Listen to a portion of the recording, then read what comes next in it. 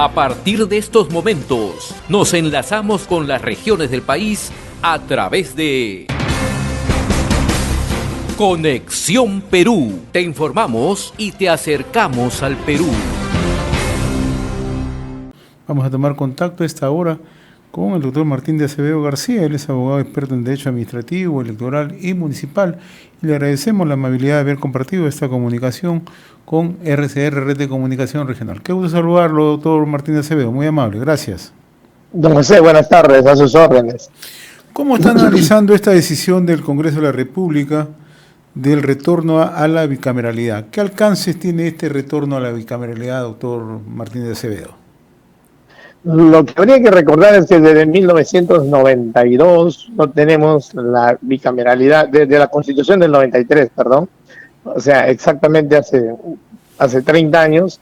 En verdad, en algún momento se ha necesitado de una bicameralidad bastante bien estructurada desde el punto de vista constitucional, es decir, una Cámara de Diputados y una Cámara de Senadores como lo había antes, donde la Cámara de Senadores era la Cámara reflexiva, donde se repasaban los proyectos de ley para, como una especie de control de calidad, tener en efecto mejores leyes. Lo que hoy se ha creado es una reelección camuflada para los congresistas que están actualmente en el Parlamento, pero desde el punto de vista de lo que, digamos, perjudica o no estaría bien visto en la ley que se aprobó, en la reforma constitucional, porque por lo demás, sí ciertamente es necesario una Cámara de Senadores, pero sobre todo por lo que se ha estado viendo justamente en la calidad de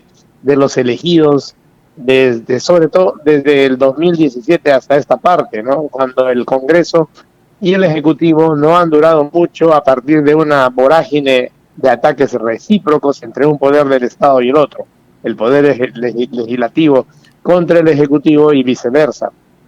Eso no le hace bien al país, no permite tener calidad en el Parlamento, esas personas con bastante calidad, porque es la única forma de mejorar ello. Y para poder mejorar ello, se tendría que mejorar el sistema electoral el cual tenemos. Algo se trató de hacer en el 2018, pero sobre ello se ha retrocedido también, de modo que cuando se tenga el próximo Parlamento, con Cámara de Diputados y senadores, si no cambian las reglas de elección, las reglas de juego, la forma y el sistema electoral y el sistema político que tenemos, no va a mejorar la calidad de los parlamentarios, desafortunadamente.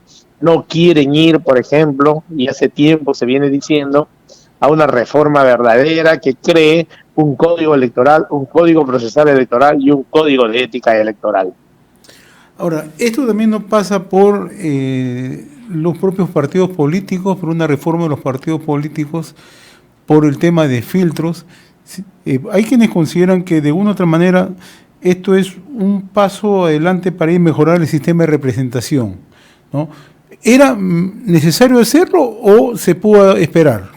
¿Cuál es su opinión?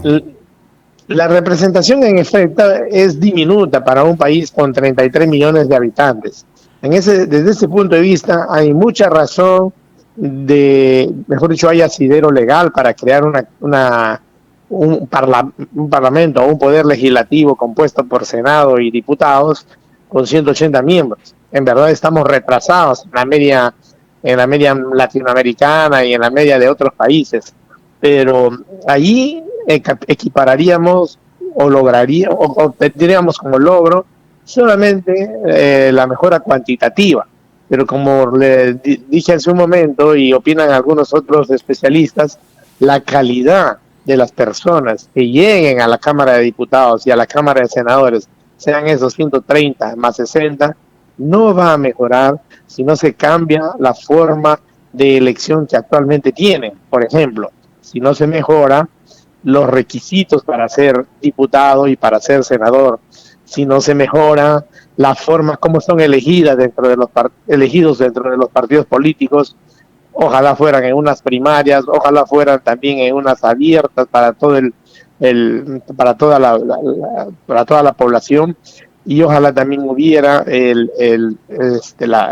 elegir en elecciones internas que les permita llegar a los mejores cuadros de los partidos políticos. Eso por un lado. Y por otro lado, eso ha degenerado la desinstitucionalización del sistema electoral y político e imperante en el Perú. Ha desmejorado la forma como también se crean los partidos políticos. De pronto estos se han convertido ya en una especie de sociedad anónima, donde hay un dueño que en la gran mayoría, o por lo menos en los más fuertes, es también el dueño de una universidad. De modo que tiene la forma perfecta de poder manejar un dinero que le permita mantener ambos sistemas. Y en los partidos políticos, además, adicionar que hay un dueño del partido. El resto trabaja para él, para las formas como finalmente la cúpula encabezada por ese dueño o dueña del partido, que decide finalmente quiénes van en las cabezas de listas, quiénes entran en los primeros lugares, cómo se subasta los puestos y los sitios para ser elegidos. Y a ello agréguele que no hay capacitación ni formación de cuadros dentro de los partidos políticos. Algo se está haciendo con el dinero que les están dando hace varios años ya a los partidos políticos, y ahora se fiscaliza que capaciten y que formen. En algunos partidos, en efecto, hasta nos han invitado a dictar charlas a jóvenes que pretenden militar en ese partido y formarse. Ojalá que eso madure, ojalá que eso obedezca a una malla curricular, ojalá que eso obedezca a una doctrina y a una formación real, verdadera y meritocrática dentro del propio partido, para que en efecto esos jóvenes que nos han estado escuchando en los últimos días, a partir del aprendizaje que tienen de gestión pública, por ejemplo, elemental para un congresista, pueda llegar luego al Parlamento. Ahora, de esa perspectiva, doctor de Acevedo, o sea, ¿no va a mejorar la técnica legislativa? ¿No habría mejoras en el control político y menos en el control normativo? No, con esa calidad de personas que se van a seguir eligiendo, con este sistema que acaba de retroceder con 3, 4 leyes más o menos desde octubre del año pasado hasta la fecha, eliminando una serie de avances que se habían dado en la pequeña reforma electoral que se había hecho desde el 2018. Desde el punto de vista técnico probablemente la cosa ha mejorado, pero no por para decirlo exactamente, dentro de la cantidad de trabajadores, que creo que son 3.500 o 5.000, no tengo ni idea de la cantidad de trabajadores que tienen estos 130 congresistas en el actual Parlamento. Dentro de esa cantidad hay algo de calidad que nosotros hemos detectado en algunos docentes universitarios que inclusive son asesores ahí, y que en efecto tienen una buena forma de generar propuestas legislativas y proyectos de leyes, y además capacitación para esa formación, o esfuerzos como el del señor Chevasco, que está haciendo una especie de escuela para capacitar a quienes desean ser congresistas plausibles, porque en efecto así se debería trabajar. Pero cuando llega al Pleno, en el Pleno sale cualquier cosa, como algún especialista también dijo, en el Pleno puede entrar, digamos, un buen proyecto y salir cualquier otra cosa, menos el proyecto que originalmente se propuso. ¿Por qué? Porque el congresista es incapaz en la actualidad de poder razonar en el sentido de cada vez ir mejorando un Estado peruano, en este caso, para efectos de tener un buen poder legislativo contra un buen poder ejecutivo a quien le exija en efecto gobernar. Actualmente, por ejemplo, eso no se produce, ¿no? Hay una especie de componenda que trata de que el asunto dure hasta el 2026 y ninguno se vaya a su casa, a pesar de que tienen un dígito de aprobación en ambos casos. Ahora, al ser una reforma constitucional, doctor Martínez Acevedo, el Ejecutivo no va a poder observar esta norma.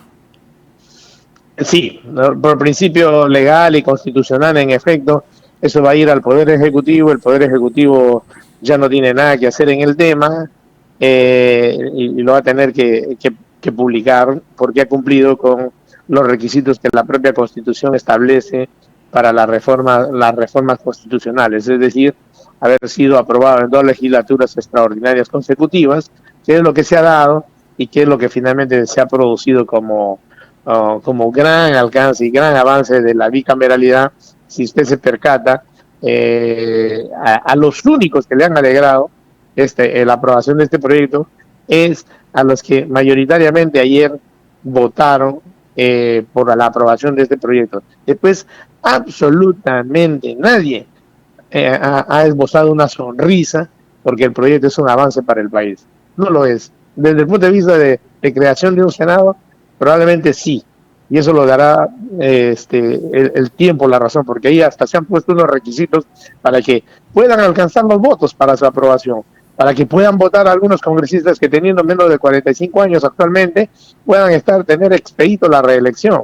Claro, ellos dicen, nosotros no nos autorreelegimos, nos reelige el pueblo, pero con todas las otras llaves y candados de haber desmontado la reforma electoral, están encaminando para que finalmente las cúpulas de los partidos, donde ellos por supuesto que están como congresistas que son, los elijan a ver y lo pongan entre los primeros lugares y volvamos a ver dentro de 4 años, dentro de 2 años en el 2026, dentro de 3 años ya funcionando, las mismas caras, los mismos rostros, las mismas personas y la misma paupérrima calidad de proyectos y de aprobaciones, de proyectos de ley y de aprobaciones dentro del Parlamento como parte de la estructura del Estado y uno de los poderes importantes que debería estar sacando leyes también importantes y buenas para contrarrestar la delincuencia, para mejorar el tránsito y la vialidad en el país, para contrarrestar para mejorar la economía y ayudarle al Ministerio de Economía en ese sentido, como otros temas. Muy bien, doctor Martín de Acevedo García, abogado experto en Derecho Administrativo Electoral. Le agradezco la gentileza de haber compartido esta comunicación a través de Conexión Perú y RCR, Red de Comunicación Regional. Ha sido un gusto conversar con usted, muy amable. Hemos presentado Conexión Perú. Mañana retornamos para seguir informando y acercándote al Perú a través de Conexión Perú.